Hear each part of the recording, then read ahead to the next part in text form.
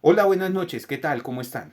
Bueno, pues un grupo de activistas del feminismo de género volvió a responderme a raíz de los dos videos que publiqué dándoles respuestas al comunicado que me enviaron. Insisten en que la categoría del acoso judicial sí existe porque lo dice la Corte Constitucional en la sentencia T452 de 2022. Bueno, pues vamos a dar respuesta y vamos a refutar eso. Primero, me sostengo en la tesis de que el acoso judicial como categoría jurídica en este momento, al día que hago este video, no existe en el mundo del derecho. ¿Por qué?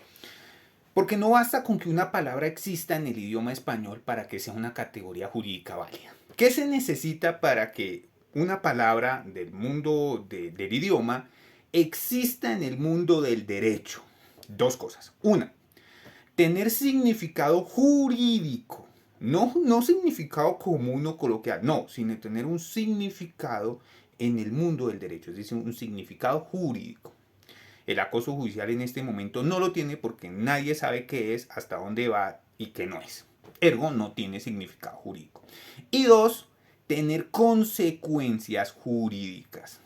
Y el acoso judicial es una palabra que existe en el mundo del español, en el mundo del idioma, pero jurídicamente no existe porque no tiene significado jurídico y no se le pueden asignar consecuencias jurídicas. Punto. Fin de la historia.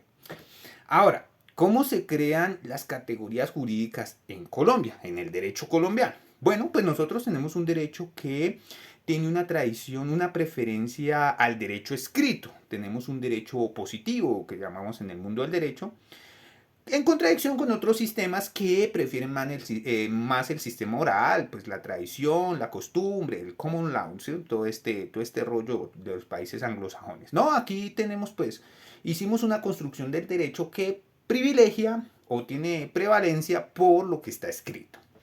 En ese orden de ideas, pues hay varias formas de introducir una categoría, es decir, una palabra del idioma del español al mundo del derecho. Es decir, una palabra que tiene significado jurídico y consecuencias jurídicas, que es lo más importante de una categoría jurídica. Cosa que no ocurre con el acoso judicial, primero porque no tiene significado jurídico, nadie sabe qué es, y segundo porque no tiene consecuencias jurídicas, precisamente porque no tiene significado jurídico. La primera vía para introducir una categoría al mundo del derecho pues es la Constitución. En ningún artículo de la Constitución dice qué es el acoso judicial. Yo, eso no me lo estoy inventando, si quieren revisen la Constitución. Mientras que sí está ahí escrito el derecho fundamental de acceso a la justicia en los artículos 228 y 229 de la Constitución Política. Entonces lo siento, pero no, constitucionalmente hablando, la categoría de acoso judicial no existe en la Constitución. El segundo sería la ley, que la hace el Congreso. En este momento, al día que hago este video, el Congreso no ha hecho una sola ley, un solo código, una sola, ni ordinaria, ni orgánica, ni estatutaria, ni en ningún tipo, que defina qué es y qué no es el acoso judicial. Entonces, legislativamente o legalmente, el acoso judicial no existe como una definición legal. Ergo, no existe como una categoría jurídica introducida por el Congreso. ¿Sí? Ya vamos dos que no existen. Pero ¿cuál otro? Pues nos queda la jurisprudencia. Entonces no me van a decir, me dicen, no, es que como la Corte Constitucional lo dijo en la sentencia T452 existen. No, no es suficiente con que se mencione como argumento en una sentencia de tutela aislada para que entre al mundo del derecho. ¿Por qué? Porque debe asignársele significado jurídico y consecuencias jurídicas. Y la Corte en esa sentencia lo que hace es utilizarlo como argumento, ni siquiera como ratio decidendi, es apenas un obiter dicta, es decir, un argumento complementario que viene ahí como a ayudar a soportar la decisión. Y además, es un obiter dicta introducido por la misma Corte, ni siquiera por los demandantes. Yo no sé si la Corte puede hacer eso, me parece una extralimitación, pero bueno, es legal porque lo hizo la Corte, pero entonces no, porque en la sentencia la Corte no le da significado jurídico. Precisamente será una de las preguntas del demandante en el recurso de aclaración. Dígame qué es y qué no es y acláreme si el acceso fundamental del derecho a la justicia es o no es acoso judicial. Y la Corte va de la pregunta diciendo que no son un órgano consultivo y que no está obligada a responder. Y eso es lo mismo que nada. En consecuencia, pues no le asignó significado jurídico y no le asignó consecuencias jurídicas. Entonces no existe. Pero no basta con que lo diga. ¿Cómo se podría construir? Tendría que haber mínimo doctrina probable. ¿Qué es la doctrina probable? Es la reiteración de la jurisprudencia. No, pero no es con dos, no, creo que de tres para adelante es doctrina probable. Pero ni siquiera ahí, porque podría haber disenso en el significado y en las consecuencias jurídicas. Mínimo tendría que haber precedente jurisprudencial. ¿Sí? Entonces no basta con que haya una tutela aislada, no basta con que haya reiteración de jurisprudencia, no basta con que haya doctrina probable. Tiene que haber precedente jurisprudencial.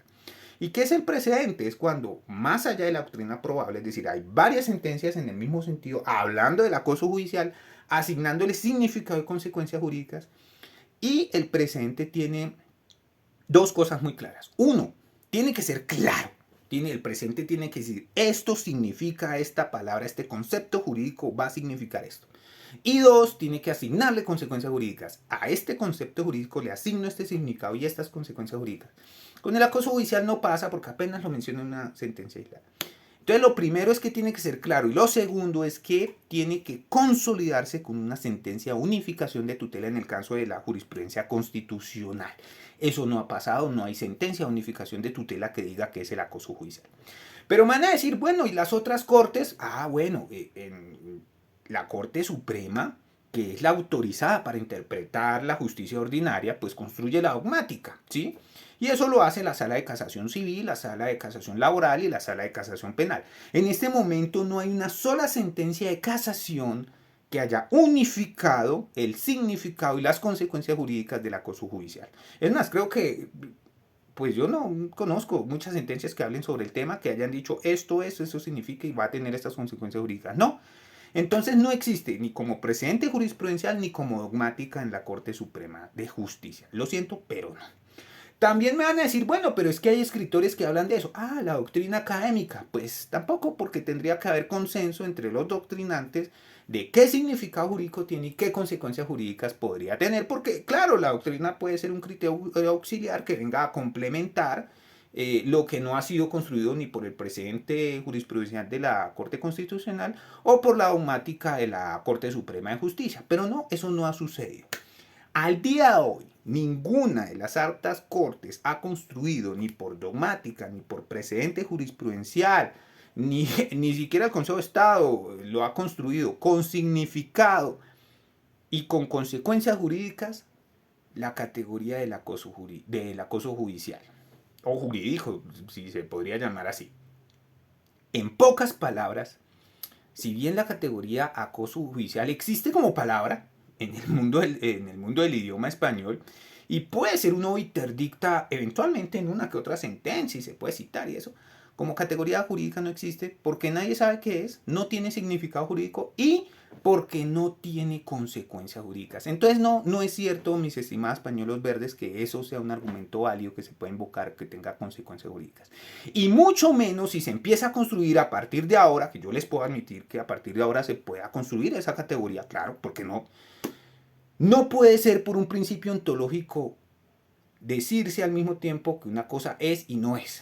Entonces no se puede construir en el sentido que le intentó dar la magistrada ponente en esa sentencia, decir que el derecho fundamental de acceso a la justicia, que es un derecho fundamental, es al mismo tiempo acoso judicial, que por lo que yo intuyo se va a construir en el sentido de una conducta punible o disciplinable o sancionable. No, porque, o sea, ontológicamente una cosa no puede ser y no ser al mismo tiempo.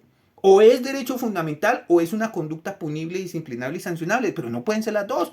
Porque si es así, entonces hay que introducir en el Código Penal la libertad de expresión o la libertad de cultos, porque entonces todos los derechos tendrían que ser conductas punibles, disciplinables y sancionables. O solamente el derecho a acceso a la justicia. No. Entonces, de empezar a construirse esa categoría, me imagino que los primeros que empezarán a construirla será la doctrina académica. No sé si el profesor Uprime haya escrito sobre eso, pero me gustaría saber su opinión sobre que empieza a construir esa categoría. Pues no la puede construir diciendo que un derecho fundamental es al mismo tiempo una conducta punible, disciplinable y sancionable. No, lo siento, pañuelos verdes, pero el derecho fundamental de acceso a la justicia es un derecho fundamental y no es acoso judicial. Punto. Fin de la historia. Cierro esta discusión. Pues si te gustó, dale like y suscríbete. Muchas gracias.